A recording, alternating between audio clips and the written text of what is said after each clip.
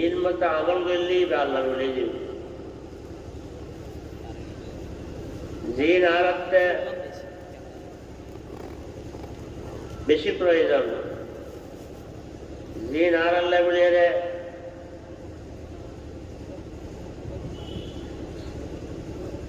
ওই প্যারাসিটামল ওষুধ যেরকম নাকি শরীরের লেবুলিয়ারে বেশি উপকারী, আর এরকম ওষুধের কথা তাই বাইর কিন্তু আরো ওয়াজ শুনি আমার লোক এটা তাই যে উলঙ্গপনা বেহায়াপনা তুমি বাঁচি ফেললে আর নসিহত বৃদ্ধি আর এরকম বাসন দরকার। আল্লাহ পাক আর দেয়া করেন তৌফিক দান করেন। শেষ প্রান্ত অনাতুন দোয়ালে বেললে হাজির হই দু একখান কথা হয়ে যদি আল্লাহ পাকে তৌফিক দে অনাতুন বিদায় বেললে চেষ্টা করি। তাই ওনার সামনে খুতবা এবং দরুদ শরীফের পর সূরা কাহাফের শেষ আয়াতটা ওনার সামনে তেলাওয়াত করব। এই শেষ আয়াতের মধ্যে মানব জীবনের সবচেয়ে পাওয়া জিয়ান আছে, মুসলমানের সবচেয়ে বড় নিয়ামত জিয়ান আছে। জিয়ান ফেলেই আল্লাহ পাক রব্বুল আলামিন মানুষের ৬০-৭০ জীবন এই দুনিয়ার মধ্যে দান করছে। জিয়ান হাসিল করি ফেললেই বন্দারে সুযোগ দিই, জিয়ান হাসিল করে ফেললেই নবী আকরামে আল্লাহ পাক পাঠাইবে বন্দার কাছে। জিয়ান হাসিল করিবেন পথ দেখা ফেললে নবী আকরামে পাঠাইবে। এই নিয়ামতি কেন হাসিল হব? অল্প কথা দিয়ে আল্লাহ পাক আনার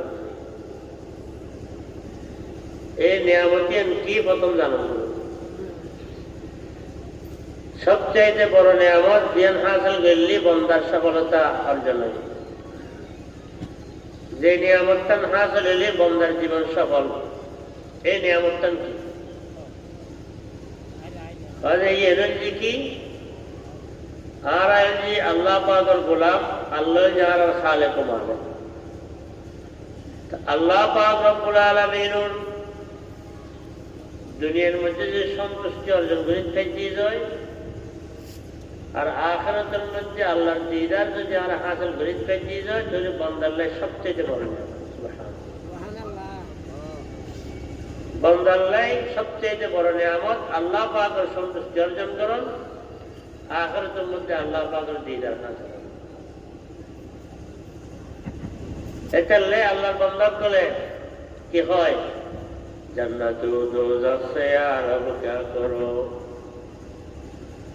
जन्नत दोज़ख से यार अब क्या करो, आरज़ू है मैं तुझे देखा करो। যারা আল্লাহর বান্দা এই নিয়ামতের কথা বুঝতে পেরেছি তারা বলে আল্লাহ জান্নাত জাহান্নাম আমাদের কি হইতো। আচ্ছা আসল জি এই এতেকের মেহনতের আসল জি কি? আখিরাতের মধ্যে আল্লাহকে সাক্ষাৎ হবে। সুবহানাল্লাহ। আরেক আল্লাহর বান্দা কে হয়? বেদু জান্নাত দোজখ আস্তায়ে দিলরুবা, বাদু দোজখ জান্নাত আস্তায়ে দিলবাজা। ইয়া আল্লাহ ইয়া রাব্বুল আলামিন, অনবিহীন আর যদি অনেক জান্নাতের দিন নয়, কিন্তু এই জান্নাতের মধ্যে অনল্লাহ সাক্ষাৎ নোয়ার, অনর সাক্ষাতের কোনো সুযোগ নোয়ার। এই জান্নাত ইয়ান আল্লাহ জাহান্নাম। আর যদি আর জাহান্নামের দিন নয়, এই জাহান্নামের ভিতরে তার যদি অনেক মালিকুল্লাহ সাক্ষাৎ যায়, মাঝে মাঝে অনল্লাহ সাক্ষাৎ হয়ে যায়। এই জাহান্নাম ইয়ান আল্লাহ বলে জান্নাত। সুবহানাল্লাহ। তাহলে আল্লাহ পাক আল্লাহ সাক্ষাৎ কত বড় নিয়ামত। এক আল্লাহর বান্দার কথা ওয়াফা বিজিক্রি দারিল মুস্তাফা কিতাব।